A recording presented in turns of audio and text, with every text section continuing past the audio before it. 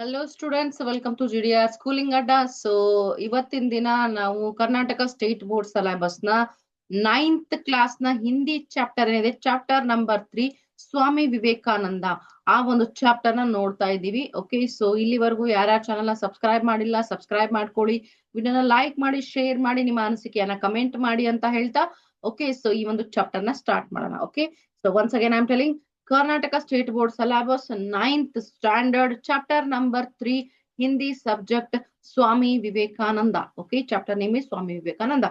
So ಈ ಒಂದು chapter ನ ನಾವು ನೋಡ್ತಾ ಇದ್ದೀವಿ.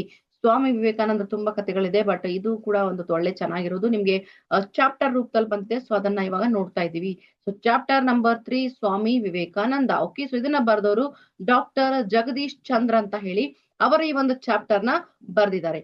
ಓಕೆ, ಸೊ ಈ ಒಂದು ಚಾಪ್ಟರ್ ನ ನೋಡೋಣ. भारत के इतिहास में स्वामी विवेकानंद का नाम अमर है।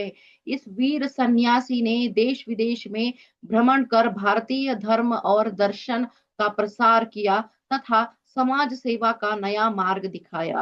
ಸೊ ಏನ್ ಹೇಳ್ತಾ ಇದ್ದಾರೆ ಅಲ್ಲಿ ಅಂತಂದ್ರೆ, ಭಾರತದ ಇತಿಹಾಸದಲ್ಲಿ ಸ್ವಾಮಿ ವಿವೇಕಾನಂದರವರ ಹೆಸರು ಅಜರಾಮರವಾಗಿದೆ ಅಂತ ಹೇಳಿ ಹೇಳ್ತಾ ಇದ್ದಾರೆ, ಅಮರವಾಗಿದೆ ಅಂತ ಹೇಳಿ ಹೇಳ್ತಾ ಇದ್ದಾರೆ. ಯಾಕಂದ್ರೆ ಅವ್ರ ಹೆಸರನ್ನ ಯಾರು ಮರೆಯಕ್ಕೆ ಸಾಧ್ಯ ಇಲ್ಲ. ಈ ಒಂದು ವಿಷಯದಲ್ಲಿ ಏನಪ್ಪಾ ಅಂದ್ರೆ, ಸ್ವಾಮಿ ವಿವೇಕಾನಂದ ಅವರು ಮಾಡಿದಂತಹ ಒಂದು ಸಾಧನೆಗಳಾಗಿರಬಹುದು, ಮತ್ತೆ ಸಮಾಜ ಸೇವೆ ಆಗಿರಬಹುದು, ತುಂಬಾ ಒಂದು ಉತ್ತಮ ದರ್ಜೆಯಲ್ಲಿ ಜನರನ್ನ ನೆನೆಸ್ಕೊಳ್ತಾರೆ. ಓಕೆ, ಸೊ ಹಾಗಾಗಿ ಅವರ ಹೆಸರನ್ನ ಯಾರು ಕೂಡ ಮರೆಯಕ್ಕೆ ಸಾಧ್ಯ ಇಲ್ಲ. ಜೀವನವನ್ನ ಯಾವ ರೀತಿ ಬದುಕಬೇಕು, ಯಾವ ರೀತಿ ಧರ್ಮಕ್ಕಾಗಿ ನಾವು ಏನಪ್ಪಾ ಅಂತಂದ್ರೆ ನಮ್ಮ ಶ್ರಮವನ್ನ ವಹಿಸ್ಬೇಕಾಗುತ್ತೆ, ಧರ್ಮ ನಮ್ಮನ್ನ ಯಾವ ರೀತಿ ಕಾಪಾಡುತ್ತೆ, ಎಲ್ಲವನ್ನ ಕಂಪ್ಲೀಟ್ ಆಗಿ ಅವರು ಜನರಿಗೆ ತಿಳಿಸೋದಕ್ಕೆ ಪ್ರಯತ್ನ ಮಾಡಿದ್ರು ಸ್ವಾಮಿ ವಿವೇಕಾನಂದನವರು. ಸೊ ಆ ಒಂದು ವಿಚಾರದಲ್ಲಿ ಅವರ ಹೆಸರು ಇಲ್ಲಿವರೆಗೂ ಏನಪ್ಪಾ ಅಂದ್ರೆ ಅಜರಾಮರವಾಗಿದೆ ಅಂತ ಹೇಳಿ ನಾವು ನೋಡ್ತೇವೆ. ಸೊ ಈ ಒಬ್ಬ ವೀರ ಸನ್ಯಾಸಿ ಏನಿದ್ದಾರೆ, ಇವರು ದೇಶ ವಿದೇಶಗಳಲ್ಲೆಲ್ಲ ಭ್ರಮಣ ಮಾಡಿ ಭಾರತೀಯ ಧರ್ಮ, ಭಾರತೀಯ ಸಂಸ್ಕೃತಿ ಎಲ್ಲವನ್ನ ಪ್ರಸಾರ ಮಾಡಿ ಏನಪ್ಪಾ ಅಂದ್ರೆ ಒಂದು ಸಮಾಜ ಸೇವೆಗೆ ಹೊಸದಾದ ಒಂದು ಮಾರ್ಗವನ್ನ ತೋರಿಸ್ಕೊಟ್ರು ಅಂತ ಹೇಳಿ ನಾವು ನೋಡಬಹುದಾಗಿದೆ. ओके, सो ಇದು ಬಿಟ್ಟು ಮತ್ತೆ ಹೇಳ್ತಾರಂದ್ರೆ, स्वामी विवेकानंद का जन्म 12 जनवरी 1863 को कलकत्ते के एक कायस्थ घराने में हुआ था. ಏನು ಏನ್ ಹೇಳ್ತಾ ಇದಾರೆ ಅಂದ್ರೆ, ಸ್ವಾಮಿ ವಿವೇಕಾನಂದ ಅವರವರು 12 ಜನವರಿ 1863ರಲ್ಲಿ ಜನಿಸಿದ್ರು. ಕಲ್ಕತ್ತಾದ ಒಂದು ಕಾಯಸ್ಥ ಒಂದು ಮನೆತನಕ್ಕೆ ಸೇರಿದ ಜನಾಂಗದಲ್ಲಿ ಇವರು ಜನ್ಮ ಪಡಿತಾರೆ ಅಂತ ಹೇಳಿ ಹೇಳ್ತಾ ಇದಾರೆ. ಯಾವಾಗ ಹುಟ್ಟಿದ್ರಪ್ಪ ಸ್ವಾಮಿ ವಿವೇಕಾನಂದ ಅವರು? 12 ಜನವರಿ 1863ರಲ್ಲಿ. ಉನ್ಕೆ ಬಚ್ಪನ್ ಕಾ ನಾಮ್ ನರೇಂದ್ರ ದೇವ್ ಥಾ. ಇವರ ಏನು ಸಣ್ಣಾಗಿರುವಾಗ ಇವರಿಗೆ ಹುಟ್ಟಿದಾಗ ಇವರಿಗೆ ಇಟ್ಟಿರೋ ಹೆಸರು ಏನಪ್ಪಾ ಅಂತಂದ್ರೆ, ಇವರ ಹೆಸರು ನರೇಂದ್ರ ದೇವ್ ಅಂತ ಹೇಳಿ. ಲೇಟರ್ ಆನ್ ಇವರಿಗೆ ಸ್ವಾಮಿ ವಿವೇಕಾನಂದ ಅಂತ ಹೇಳಿ ಕರೆದ್ರು. ಓಕೆ, ಉನ್ಕೆ ಪಿತಾ ಶ್ರೀ ವಿಶ್ವನಾಥ್ ದತ್ ಏಕ್ ಪ್ರತಿಷ್ಠಿತ ವಕೀಲ್ ಥೇ. ಇವರ ತಂದೆ ವಿಶ್ವನಾಥ್ ದತ್ ಅಂತ ಹೇಳಿ ಅವರ ಹೆಸರು, ವಿವೇಕಾನಂದರವರ ತಂದೆ ಹೆಸರು ವಿಶ್ವನಾಥ್ ದತ್ ಅಂತ ಹೇಳಿ, ಇವರು ಒಬ್ಬ ಪ್ರತಿಷ್ಠಿತ ವಕೀಲರಾಗಿದ್ರು ಅಂತ ಹೇಳಿ ನಾವು ನೋಡ್ತೇವೆ. ಉನ್ಕಿ ಮಾತಾ ಶ್ರೀಮತಿ ಭುವನೇಶ್ವರಿ ದೇವಿ ಧರ್ಮಪರಾಯಣ ಮಹಿಳಾ ಥಿ. ಏನಪ್ಪಾ ಅಂದ್ರೆ ಧಾರ್ಮಿಕ ಮಹಿಳೆಯಾಗಿದ್ರು ಇವರ ತಾಯಿ. ಅವರ ಹೆಸರು ಭುವನೇಶ್ವರಿ ದೇವಿ ಅಂತ ಹೇಳಿ ನಾವು ನೋಡ್ತೇವೆ. ಸೊ ಈ ಒಂದು ಪಾಠದಲ್ಲಿ ನಾವು ನೋಡ್ತಾ ಇರೋದು, ಸ್ವಾಮಿ ವಿವೇಕಾನಂದರವರು ಜನಿಸಿದ್ದು 12 ಜನವರಿ 1863ರಲ್ಲಿ ಕಲ್ಕತ್ತೆಯ ಕಾಯಸ್ಥ ಒಂದು ಮನೆತನಕ್ಕೆ ಸೇರಿದವರಾಗಿದ್ರು. ಇವರ ತಂದೆ ವಿಶ್ವನಾಥ್ ದತ್ತ, ಇವರು ಒಬ್ರು ಪ್ರತಿಷ್ಠಿತ ವಕೀಲರಾಗಿದ್ರು. ಅದೇ ರೀತಿ ಇವರ ತಾಯಿ ಭುವನೇಶ್ವರಿ ದೇವಿಯವರು ಒಬ್ಬ ಧಾರ್ಮಿಕ ಸಾಂಸ್ಕೃತಿಕ ಮಹಿಳೆಯಾಗಿದ್ರು ಅಂತ ಹೇಳಿ ನಾವು ನೋಡ್ತೇವೆ. ಓಕೆ, ಸೊ ಪಾಠದ ಮುಂದಿನ ಭಾಗದಲ್ಲಿ ನಾವು ನೋಡ್ತಾ ಇರೋದು, ಬಾಲಕ್ ನರೇಂದ್ರ ಕಾ ಶರೀರ್ ಸ್वस्थ सुडौल और सुंदर था. कुश्ती लड़ाने, दौड़ लगाने, घुड़सवारी करने और तैरने में उन्हें बड़ा आनंद मिलता था. वे संगीत एवं खेल कूद की प्रतियोगिताओं में विभाग लिया करते थे. ಸೊ ಇಲ್ಲೇನ್ ಹೇಳ್ತಾ ಇದಾರೆ, ಬಾಲಕ ನರೇಂದ್ರ ಏನಿದ್ದ ಅವನ ಶರೀರ ತುಂಬಾ ಸ್ವಸ್ಥ, ಗಟ್ಟಿಮುಟ್ಟಾಗಿತ್ತು, ಸುಂದರವಾಗಿತ್ತು ಅಂತ ಹೇಳಿ ಹೇಳ್ತಾರೆ. ಇವರಿಗೆ ಕುಸ್ತಿ ಆಟಗಳಲ್ಲಿ, ಆಮೇಲೆ ರನ್ನಿಂಗ್ ರೇಸ್ಗಳಲ್ಲಿ, ಓಡುವುದು, ಓಕೆ, ರನ್ನಿಂಗ್ ರೇಸ್ಗಳಲ್ಲಿ, ಮತ್ತೆ ಕುದುರೆ ಸವಾರಿಯಲ್ಲಿ, ಮತ್ತೆ ಈಜುವುದರಲ್ಲಿ ತುಂಬಾ ಇವರಿಗೆ ಏನೋ ಖುಷಿ ಸಿಗ್ತಾ ಇತ್ತು ಅಂತ ಹೇಳಿ ಹೇಳ್ತಾ ಇದ್ದಾರೆ. ಸೊ ಅದೇ ರೀತಿ ಸಂಗೀತ ಒಂದು ಹಾಡುವುದರಲ್ಲಿ, ಹಾಡುಗಳನ್ನ ಹಾಡುವುದು, ಸಂಗೀತ ವಿಚಾರದಲ್ಲಾಗಿರಬಹುದು, ಮತ್ತೆ ಆಟ ಪಾಠಗಳ ವಿಚಾರದಲ್ಲಾಗಿರಬಹುದು, ಪ್ರತಿಯೋಗಿತೆಗಳಲ್ಲಾಗಿರಬಹುದು, ಅಂದ್ರೆ ಕಾಂಪಿಟೇಷನ್ಸ್ ಗಳಲ್ಲಿ ಭಾಗವಹಿಸುವುದಾಗಿರಬಹುದು, ಇವರಿಗೆ ತುಂಬಾ ಸಂತೋಷ ಕೊಡ್ತಾ ಇತ್ತು. ಸೊ ಆ ಒಂದು ಕೆಲಸಗಳನ್ನ ಇವರು ಜಾಸ್ತಿ ಮಾಡ್ತಾ ಇದ್ರು ಸಣ್ಣವರಿರುವಾಗ ಅಂತ ಹೇಳಿ ಹೇಳ್ತಾರೆ. ನರೇಂದ್ರ ಆರಂಭ ಸೆ ಹಿ ಪಢಾಯಿ ಲಿಖಾಯಿ ಮೇ ಬಡೆ ತೇಜ್ ಥೇ. वे अपने स्कूल में सर्वप्रथम रहा करते थे। एंट्रेंस परीक्षा में भी वे प्रथम श्रेणी में उत्तीर्ण हुए थे। बीए की परीक्षा पास करने के बाद उन्होंने कानून का अध्ययन प्रारंभ किया। इसी बीच में उनके पिता का देहांತ हो गया।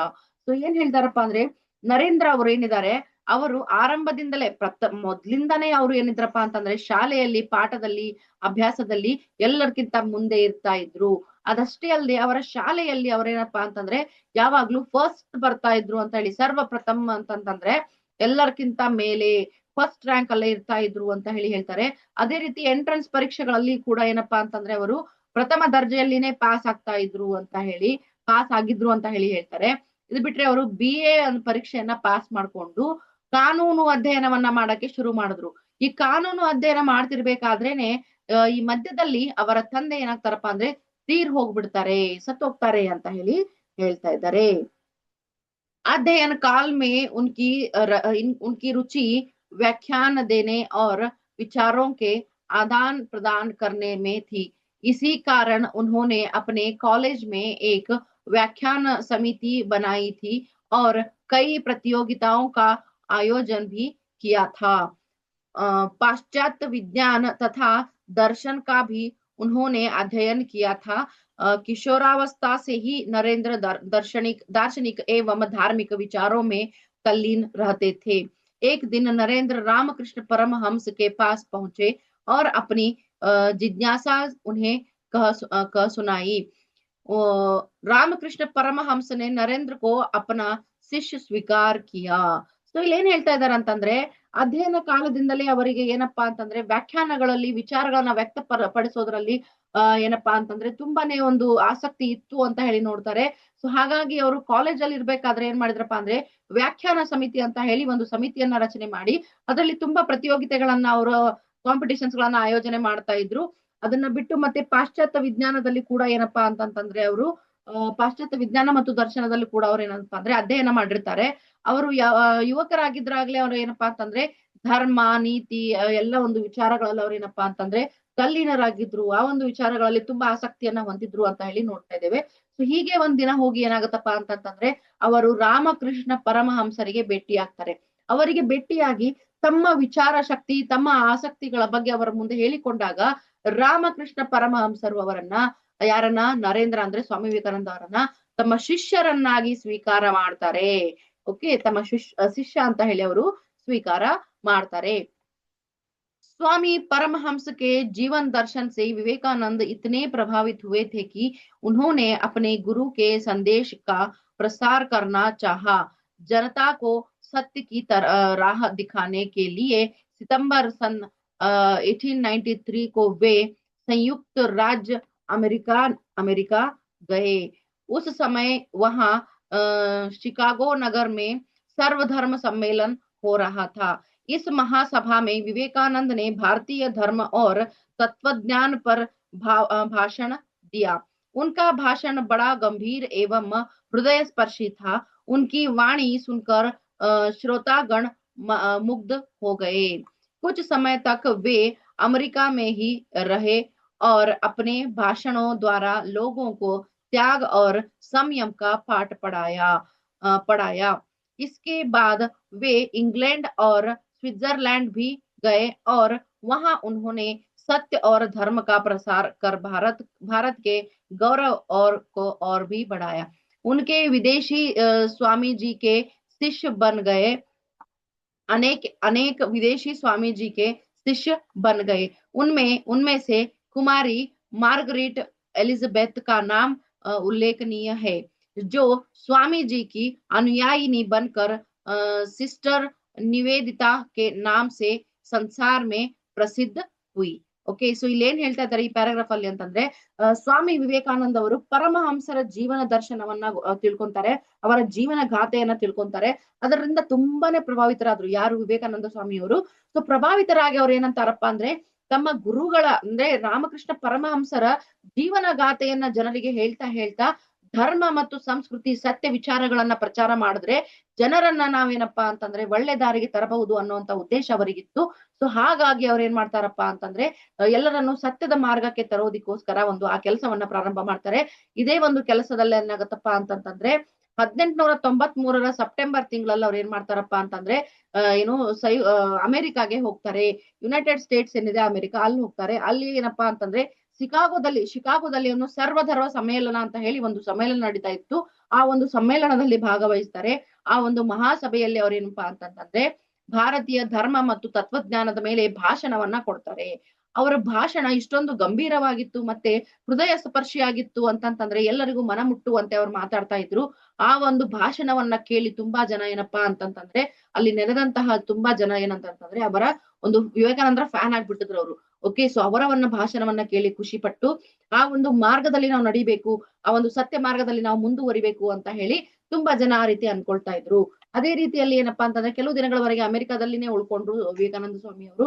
ಅಲ್ಲೇ ಉಳ್ಕೊಂಡು ಬೇರೆ ಬೇರೆ ಒಂದು ಕಾರ್ಯಕ್ರಮಗಳ ಆಯೋಜನೆಗಳಲ್ಲಿ ಭಾಷಣವನ್ನು ಮಾಡಿ ಜನರ ಒಂದು ಬುದ್ಧಿಮಟ್ಟಕ್ಕೆ ನಮ್ಮ ಭಾರತೀಯ ಸಂಸ್ಕೃತಿ, ಧರ್ಮ, ಸತ್ಯ ಎಲ್ಲವನ್ನ ತಿಳಿಸಿ ಅವರ ಒಂದು ಜ್ಞಾನವನ್ನ ಸೆಳೆಯುವಂತಹ ಒಂದು ಕೆಲಸವನ್ನ ಅವರು ಮಾಡ್ತಾರೆ. ಇದೇ ರೀತಿ ಮಾಡ್ಬೇಕಾದ್ರೆ ಅವರು ಇಂಗ್ಲೆಂಡ್ ಮತ್ತೆ ಸ್ವಿಟ್ಜರ್ಲೆಂಡ್ ಗಳಲ್ಲಿಯೂ ಕೂಡ ಏನಪ್ಪಾ ಅಂತಂದ್ರೆ ಈ ಒಂದು ಪ್ರಚಾರವನ್ನ ಮಾಡ್ತಾರೆ. ಇದೇ ಒಂದು ಪ್ರಚಾರದ ಸಮಯದಲ್ಲಿ ಏನಾಗತ್ತಪ್ಪ ಅಂತಂದ್ರೆ ಬಹಳಷ್ಟು ವಿದೇಶಿಗರು ಏನಪ್ಪಾ ಅಂತಂದ್ರೆ ಸ್ವಾಮಿ ವಿವೇಕಾನಂದರ ಏನಪ್ಪಾ ಅಂತಂದ್ರೆ ಹಿಂಬಾಲಕರಾಗಿ ಬಿಡ್ತಾರೆ, ಅವರ ಅನುಯಾಯಿಗಳಾಗ್ತಾರೆ, ಅವರ ಶಿಷ್ಯರಾಗಿ ಕೆಲಸ ಮಾಡಕ್ಕೆ ಶುರು ಮಾಡ್ಬಿಡ್ತಾರೆ. ಅಂತಹ ಒಂದು ಹಿಂಬಾಲಕರಲ್ಲಿ, ಅಂತಹ ಒಂದು ಸ್ವಾಮೀಜಿಯವರ ಶಿಷ್ಯರಾಗಿ ಬದಲಾವಣೆ ಆದವರಲ್ಲಿ ಪ್ರಮುಖವಾಗಿ ಹೇಳುವುದಾದ್ರೆ ಕುಮಾರಿ ಮಾರ್ಗರಿಟ್ ಎಲಿಜಬೆತ್ ಅಂತ ಹೇಳಿ ಹೇಳ್ತಾರೆ. ಅವರ ಹೆಸರು ಯಾವ ರೀತಿ ಪ್ರಸಿದ್ಧಿ ಆಯ್ತು ಅಂತಂತಂದ್ರೆ ಅವರನ್ನ ಏನಪ್ಪಾ ಅಂತಂದ್ರೆ ಸಿಸ್ಟರ್ ನಿವೇದಿತಾ ಅಂತ ಹೇಳಿ ಜನರು ಗುರ್ತ ಹಿಡಿತಾರೆ. ಸೊ ಆ ಒಂದು ಹೆಸರಲ್ಲಿ ಅವರು ಪ್ರಸಿದ್ಧಿಯನ್ನ ಹೊಂದುತ್ತಾರೆ. ಸ್ವಾಮಿ ವಿವೇಕಾನಂದರ ಹಿಂಬಾಲಕರಾಗಿ ಅವರ ಶಿಷ್ಯರಾಗಿ ಸಿಸ್ಟರ್ ನಿವೇದಿತಾ ಅಂತ ಹೇಳಿ ಅವ್ರೇನಾದ್ರಪ್ಪ ಅಂತಂದ್ರೆ ಹೆಸರುವಾಸಿ ಆದ್ರು ಅಂತ ಹೇಳಿ ನಾವು ನೋಡ್ತೇವೆ. ओके, सो ಇದು ಬಿಟ್ರೆ स्वामी विवेकानंद ने भारत में भी भ्रमण करके भारतीय संस्कृति और सभ्यता का सदुपदेश दिया. उन्होंने विश्वासों तथा रूढ़ियों को हटाकर धर्म का वास्तविक मर्म समझाया. साधु सन्यासी वर्ग को भी उन्होंने शांति प्राप्त करने का नया मार्ग जताया. वह था दीन दुखी जानों की ಸೇವಾ और ಸಹಾಯತಾ ಕಾ ಮಾರ್ಗ. ಸ್ವಾಮಿ ವಿವೇಕಾನಂದರು ಏನ್ ಮಾಡ್ತಾರಪ್ಪ ಅಂದ್ರೆ ಭಾರತದಲ್ಲಿಯೂ ಕೂಡ ಅನೇಕ ಸ್ಥಳಗಳಲ್ಲಿ ಇಡೀ ಭಾರತದಲ್ಲಿ ಏನಪ್ಪಾ ಅಂದ್ರೆ ಭ್ರಮಣೆ ಮಾಡಿ ಭಾರತೀಯ ಸಂಸ್ಕೃತಿ, ಸಭ್ಯತೆ, ಅದರ ಸದುಪಯೋಗ ಯಾವ ರೀತಿ ನಾವು ಮಾಡ್ಕೋಬೇಕು ಅನ್ನೋದರ ಬಗ್ಗೆ ಏನ್ ಮಾಡಿದ್ರಪ್ಪ ಅಂದ್ರೆ ಜನರಲ್ಲಿ ತಿಳುವಳಿಕೆಯನ್ನ ಹೇಳಿದ್ರು. ಓಕೆ, ಸೊ ಈ ಒಂದು ಅಂಧವಿಶ್ವಾಸಗಳೇನಿತ್ತು ಆ ಸಮಯದಲ್ಲಿ ಆ ಅಂಧವಿಶ್ವಾಸಗಳನ್ನ, ರೂಢಿಗಳನ್ನ ಬಿಟ್ಟು ಧರ್ಮ ಮಾರ್ಗವನ್ನ ನಾವು ಹಿಂಬಾಲಿಸಬೇಕು. ಧರ್ಮ ಎಂದರೇನು, ವಾಸ್ತವಿಕವಾಗಿ ಆ ಧರ್ಮದ ಒಂದು ಮರ್ಮ ಏನಿದೆ ಅದನ್ನ ಜನರಿಗೆ ಕಲಿಸ್ಕೊಡ್ತಾರೆ. ಓಕೆ, ಸಾಧು ಸನ್ಯಾಸಿಗಳಿಗೂ ಕೂಡ ಏನಪ್ಪಾ ಅಂತಂದ್ರೆ ಶಾಂತಿಯನ್ನ ಪಡೆಯುವಂತಹ, ನೆಮ್ಮದಿಯನ್ನ ಪಡೆಯುವಂತಹ ಒಂದು ಹೊಸ ಮಾರ್ಗವನ್ನ ಹೇಳ್ತಾರೆ. ಏನಂತ ಏನು ತುಂಬಾ ಕಡು ಬಡವರಾಗಿರುವಂತಹ ದುಃಖಿತ ಜನರಿಗೆ ಅಥವಾ ಪ್ರಾಣಿ ಪಕ್ಷಿಗಳಿಗಾಗಿರಬಹುದು, ಏನು ಅಸಹಾಯಕ ಜನರಿಗಾಗಿರ್ಬೋದು, ಪ್ರಾಣಿಗಳಾಗಿರ್ಬೋದು, ಸಹಾಯ ಮಾಡಿ ಆ ಸಹಾಯದ ಮಾರ್ಗದ ಮೂಲಕ ನೆಮ್ಮದಿಯನ್ನ ಹೊಂದುವ ಒಂದು ಮಾರ್ಗವನ್ನ ಸ್ವಾಮಿ ವಿವೇಕಾನಂದರು ತಿಳಿಸಿಕೊಡ್ತಾರೆ. ಓಕೆ, स्वामी विवेकानंद ने समाज सेवा को परमात्मा की सच्ची सेवा बतलाया. वे स्वयं भी समाज सेवा में लग जाते थे. सन 1897 में प्लेग और अकाल से पीड़ित वासियों की उन्होंने बड़ी तन्मान्यता से सेवा की थी. समर्थ लोगों को उन्होंने गरीबों की दशा सुधारने का संदेश दिया. इसी ध्येय से उन्होंने कलकत्ते में रामकृष्ण मिशन की स्थापना की. ಓಕೆ, ಸೊ ಸ್ವಾಮಿ ವಿವೇಕಾನಂದರು ಏನ್ ಮಾಡ್ತಾರಪ್ಪ ಅಂದ್ರೆ ಜನರಿಗೆ ಮಾತ್ರ ಅಲ್ಲ ಹೇಳುವುದು, ತಾವು ಕೂಡ ಸಮಾಜ ಸೇವೆಯಲ್ಲಿ ನಂಬಿಕೆಯನ್ನ ಇಟ್ಟವರಾಗಿದ್ರು, ತಾವು ಕೂಡ ಸಮಾಜ ಸೇವೆಯನ್ನ ಮಾಡ್ತಾ ಇದ್ರು. ಓಕೆ, ಸೊ ಸಮಾಜ ಸೇವೆಯನ್ನ ಮಾಡುವುದೇ ಒಂದು ಜೀವನದ ಉದ್ದೇಶ ಆಗಿರಬೇಕು. ಅದರಿಂದ ನಾವು ನೆಮ್ಮದಿಯನ್ನ ಪಡಿಬಹುದು, ಉನ್ನತಿಯನ್ನ ಹೊಂದಬಹುದು ಅಂತ ಹೇಳಿ ಜನರಿಗೆ ಅವ್ರು ಹೇಳೋದಕ್ಕೆ ಪ್ರಯತ್ನ ಮಾಡ್ತಾ ಇದ್ರು. ಅದೇ ಜೀವನದ ಮುಖ್ಯ ಉದ್ದೇಶ ಅಂತ ಹೇಳಿ ಹೇಳೋದಕ್ಕೆ ಪ್ರಯತ್ನ ಮಾಡ್ತಾ ಇದ್ರು. ಅವರು ಕೂಡ ಸಮಾಜ ಸೇವೆಯನ್ನ ಮಾಡ್ತಾ ಇದ್ರು. 1897ರಲ್ಲಿ ಪ್ಲೇಗ್ ಮತ್ತೆ ಅಕಾಲ ಏನು ಬಂದಿತ್ತಪ್ಪ ನಮ್ಮ ದೇಶದಲ್ಲಿ, ಆ ಒಂದು ಸಮಯದಲ್ಲಿ ಕೂಡ ಅವ್ರೇನಪ್ಪಾ ಅಂತಂದ್ರೆ ಜನರ ತುಂಬಾ ಮನಸ್ಸಿನಿಂದ ಅವ್ರು ಏನ್ ಮಾಡಿದ್ರು, ಸೇವೆಯನ್ನ ಮಾಡಿರ್ತಾರೆ.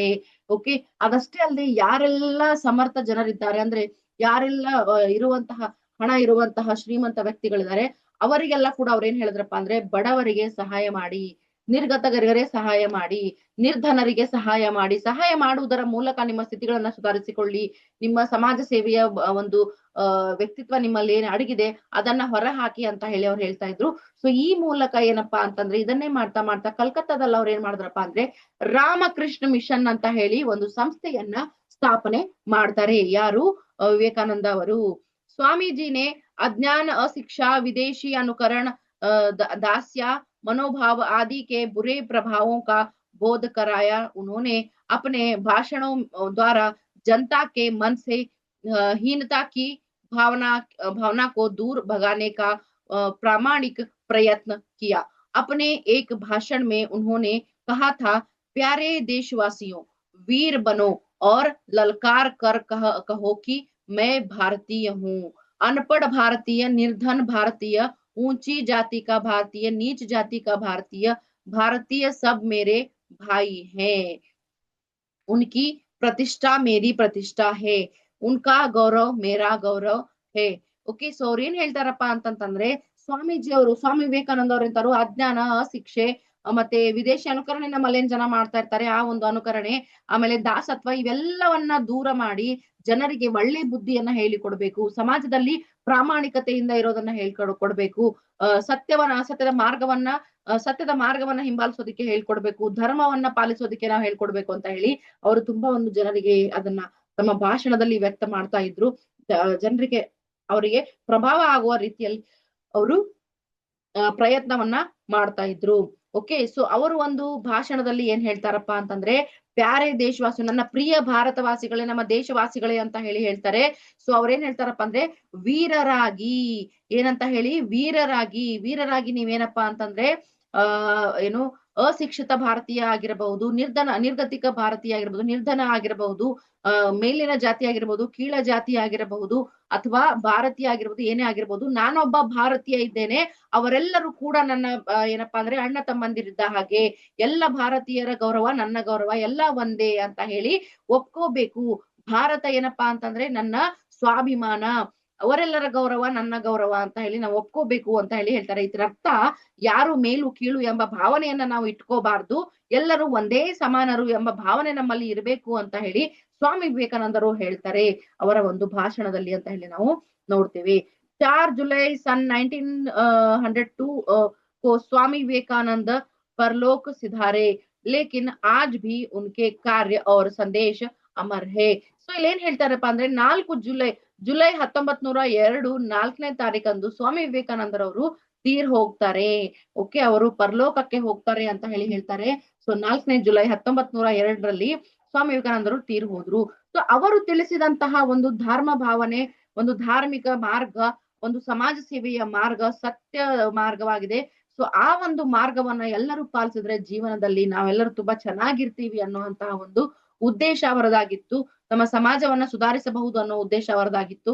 ಸೊ ಅವರ ಒಂದು ವಿಚಾರಗಳನ್ನ ನಾವು ಪಾಲಿಸಿದ್ರೆ, ಅವರ ಒಂದು ವಿಚಾರಗಳನ್ನ, ಅವರ ಮಾರ್ಗಗಳನ್ನ ನಾವು ಹಿಂಬಾಲಿಸಿದ್ರೆ ನಮ್ಮ ಜೀವನದಲ್ಲಿ ಖಂಡಿತ ನಾವು ಏನಪ್ಪಾ ಅಂತಂತಂದ್ರೆ ಶಾಂತಿ ನೆಮ್ಮದಿಯನ್ನ ಪಡ್ಕೊಳ್ಳೋದಿಕ್ಕೆ ಯೋಗ್ಯರಾಗಿದ್ದೀವಿ ಅಂತ ಹೇಳಿ ಅನ್ಕೋತೀವಿ. ಸೊ ಈ ಪಾಠ ಎಲ್ಲರಿಗೂ ಅರ್ಥ ಆಗಿದೆ ಅಂತ ಅನ್ಕೋತಾ ಇದ್ದೀನಿ. ಯಾರ್ಯಾರಿಗೆಲ್ಲ ಪಾಠ ಅರ್ಥ ಆಗಿಲ್ಲ ಅವರು ಕಮೆಂಟ್ ಮೂಲಕ ತಿಳಿಸಬಹುದು. ಯಾರ್ಯಾರಿಗೆ ಪಾಠ ಅರ್ಥ ಆಗಿದೆ ಅದನ್ನು ಕೂಡ ಕಮೆಂಟ್ ಮೂಲಕ ತಿಳಿಸಿ. ಈ ಚಾಪ್ಟರ್ ಮಾತ್ರ ಅಷ್ಟೇ ಅಲ್ಲ, ಬೇರೆ ಯಾವುದೇ ಚಾಪ್ಟರ್ ಇನ್ಫಾರ್ಮೇಶನ್ ಬೇಕಿದ್ರು ಅಥವಾ ಬೇರೆ ಯಾವುದೇ ಸಬ್ಜೆಕ್ಟ್ ಇನ್ಫಾರ್ಮೇಶನ್ ಬೇಕಿದ್ರು ಕೂಡ ಅದನ್ನ ಕಮೆಂಟ್ ಮೂಲಕ ತಿಳಿಸಿ.